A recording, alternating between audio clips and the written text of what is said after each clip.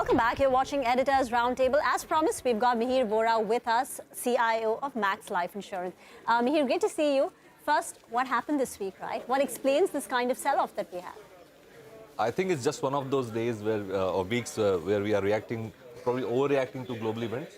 Okay. People are saying COVID and all those kind of reasons, but last couple of days, China is actually up, where COVID is supposed to be spreading. So maybe a bit of year-end lack of buying from FIIs, coupled with people squaring off their books. That's what it looks like. So no reason for the markets to sell off from here on? Well, if you see from the global perspective, I would, if I was a FII, if I was overweight India, then I actually done pretty well, you know. And towards the end of the, if I were a hedge fund, towards the end of the year, I'm going on vacation on 24th.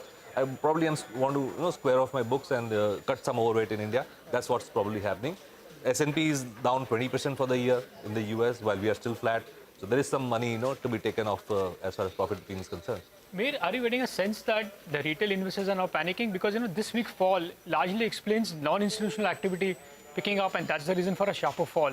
I know, the SIP money is very sticky, the EPFO money is quite sticky, but the direct investment money which retail investors are putting in, are you getting a sense that that's now getting questioned and that's now getting withdrawn as well?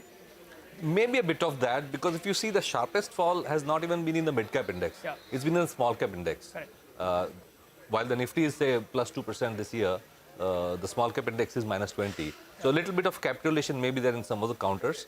Also, it's kind of natural that in a rising interest rate scenario, the smaller companies tend to get hit more. Right. And that's probably one of the reasons why we've seen in the last 2-3 months small caps not performing, because cost of funds for them actually is very sensitive. Right.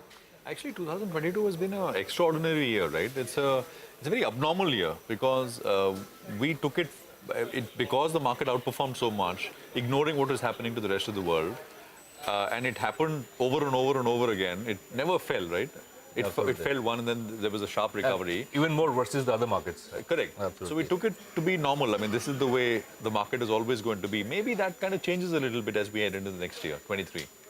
I mean, I wouldn't make that conclusion just on the basis of the fact that we've fallen from 18,800 to 17,900, because just 3 months ago we'd seen a similar kind of move. So these 6%, 7% moves are not to be taken too seriously. We're not used to it. Well, at the cost of being beaten up on this kind of a day, it's a healthy correction, I would say. But you never know, yeah. IT bull or bear? IT, I'm negative because I'm more. But buy into the weakness? No, I would rather buy into the domestic stocks which have fallen more. Some of the financials have fallen quite a lot in the last couple of months. So I'm more bullish on the domestic recovery thing. So, exactly. Within financials, will you look at PSU banks after the fall? PSU banks, again, for me, is more of a tactical play. Okay. If it's a 3 to 5 year buy and hold call, I would still stick to the private sector banks. But yes, those valuation gaps sometimes tend to get extreme. So when the private sector banking space, if it's done 100% and the PSU banks have gone up only by 20%, then you will see 20-40% move in that space too, just for the valuation part. Bajaj Finance have presented some data that interests you? Can't comment on specific stocks, but in general, I would still go for private sector banks versus NBFCs, given the funding costs. Okay. The last time we spoke, you kind of sounded that you are exploring new age tech companies. Yes. Has anything changed? Have you bought anything? I think in the last couple of months, things have become even more attractive, and we are nibbling into the space. You've started buying? Yes. Anything else, Mihir, apart from financials, new age? See, my hope and fervent wish is that industrials do well. Because unless the industrials, investments, capex cycle picks up, we won't go to 7%, 7.5% GDP growth rate. That has to pick up, including real estate.